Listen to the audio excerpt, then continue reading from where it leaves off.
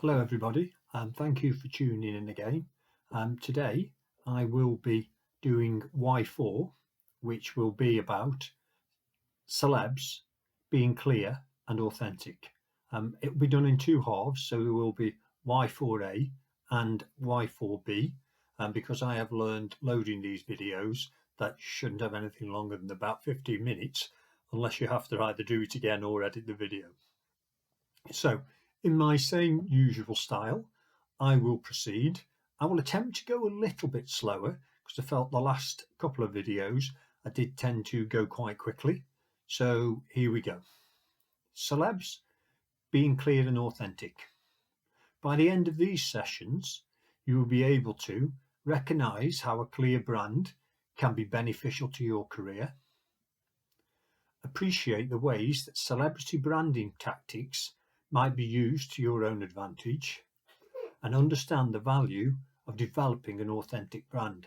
I've mentioned a number of times as we've been doing these sessions that authentic is a word that will crop up all the way through, and it's something you genuinely must focus upon.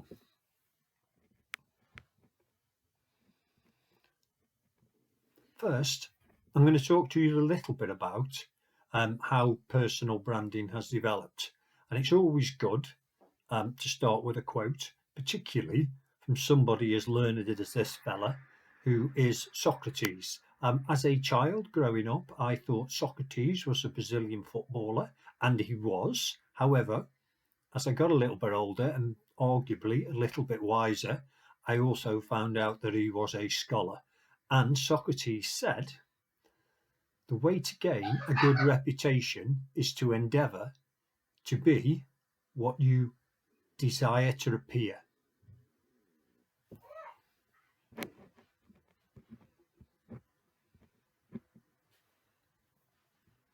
In the 1950s, Irving Goffman first published The Presentation of Self in Everyday Life, which suggests that we spend our lives playing a series of different parts in order to present ourselves to others in the best possible light.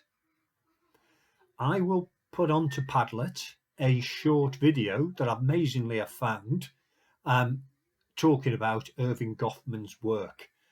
Another way to look at it, and not using this this phrase in a negative sense, but more in a positive sense.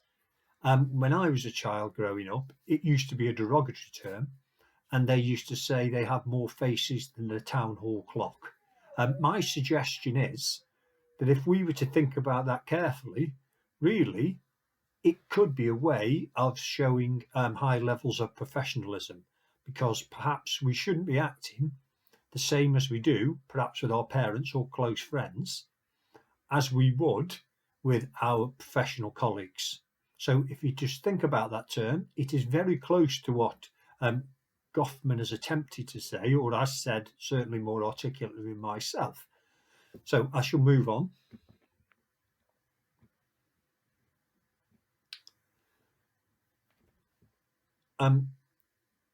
So Tom Peters in 1997 wrote an article, The Brand Called You. Tom Peters is the father of personal branding, and he closes his article with the following call to action. It's this simple. You are a brand. You are in charge of your brand. There is no single path to success, and there is no one right way to create the brand called you.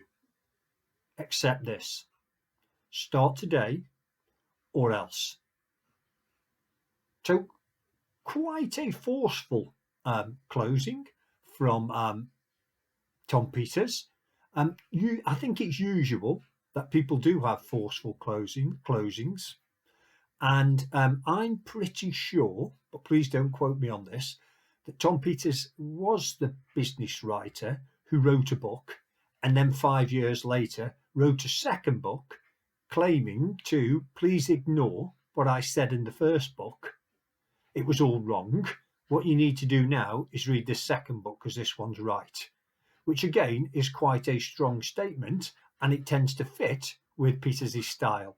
However, what he said was that personal branding, as far as he was concerned, is very important and something we all should consider. This viewpoint was groundbreaking when it appeared over 20 years ago, but now personal branding is a far more familiar concept. It has grown in popularity in recent times, following the explosion of the internet, combined with the desire to prioritise job satisfaction and the need to stand out in an increasingly competitive job market. Again, I perhaps take some issue with the increasingly competitive job market, because I feel it is always very competitive, and certainly it is always very competitive at the time you're in it, because everybody, if you like, has the same access to information, the same level of education, the same level of training, and it might be a little bit faster as we evolve, as there's more training, more education, more ways to access the job market. However, I think competitive nature is something that's with us all the time. So I'm a little bit skeptical about when people say it's more competitive now than it's ever been. A little bit like people who go to festivals, old people who go to music festivals, who say it wasn't as good as when I came in 1987. My answer to those guys would be, can you see those 18, 19-year-olds over there? Go over there and tell them that, because they're having the time of their lives. But that's just me. All right. So I will move on. And I have something to suggest to you now. So before the internet, the first people to use personal branding to their advantage were celebrities and other professionals with a public profile, such as politicians. They used television, radio and newspapers and made appearances at events, giving speeches and meeting people. Imagine a political campaign to win an election in the 1990s, before the internet and social media became ubiquitous. If you were in their marketing team, how would you seek to promote their personal brand? For example, which media would you use? How would you ensure that their message reached the maximum number of people? So just thinking about that, there are only a few media channels, being television the main one, posters, radio, press. So they, if you like, are the main channels, or certainly in the 1990s. So what I'd like you to do now is for task 1 to be done in your books, please. I'd like you to fast forward to now, and how would your promotional campaign differ? Note the thoughts down in your book, use bullet points and keep it short.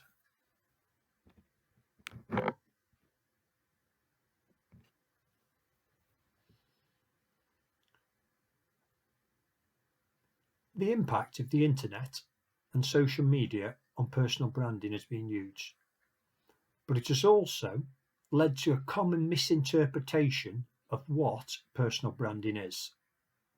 A learned nowadays scholar, unlike Mr. Socrates, said personal branding works best.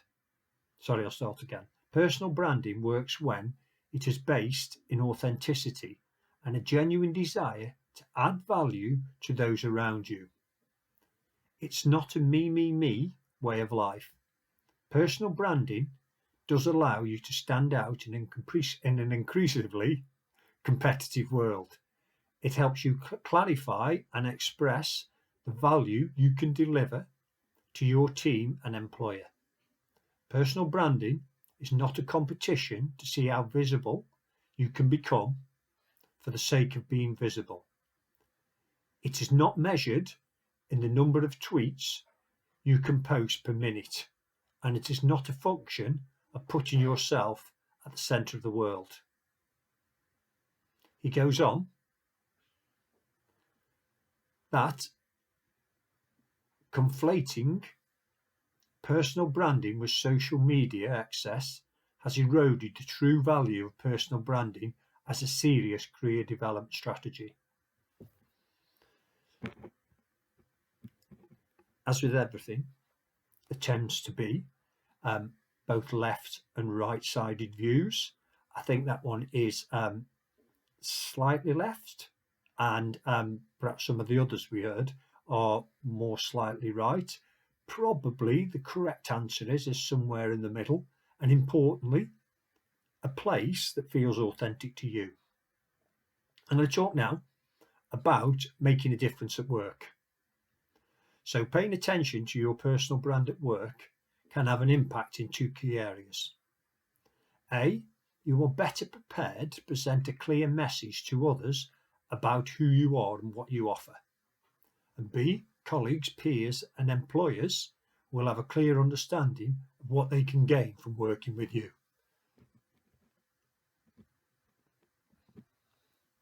Sometimes you might want to boost your personal brand in the workplace because you are facing a challenging situation and want to demonstrate that you can deal with it. A business image consultant, no other, explains how having the right image can enhance your confidence and authority. So here are some benefits of a clear personal brand.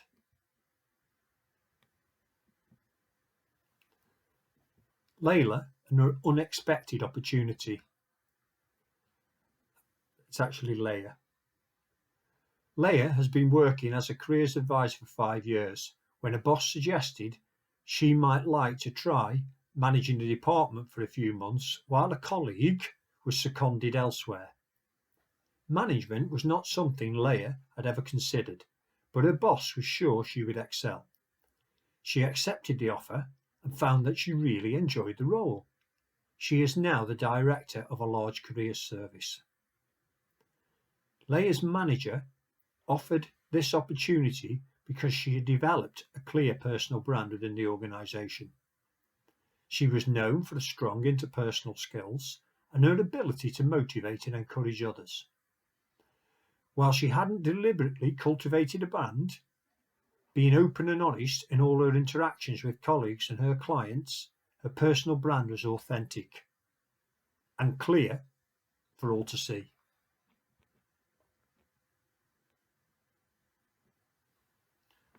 Linda has had and her successful job interview. I'm not doing too good with the starts of these, am I? Linda has been a manager for several years when she saw an opportunity to try something new.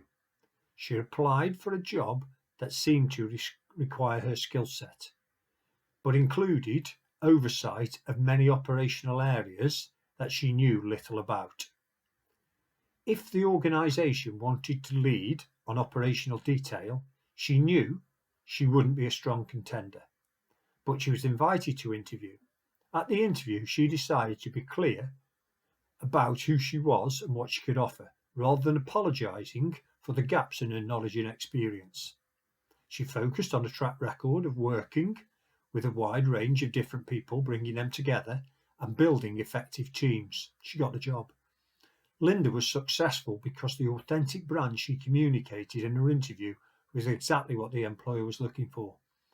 What she didn't know was that there had been a significant personnel issue prior to her appointment, and the team was fractured and aimless. By presenting her brand clearly and confidently, Linda convinced the employer that she was the perfect person to sort that out. And if you can hear laughter in the background, it's my son with a set of headphones on watching a Paw Patrol movie. So I'd like at this point to thank you very much, because I've probably reached the point of being too big to load, and I will link this up with the next one, which will be Y4b. Thanks for listening. Bye-bye.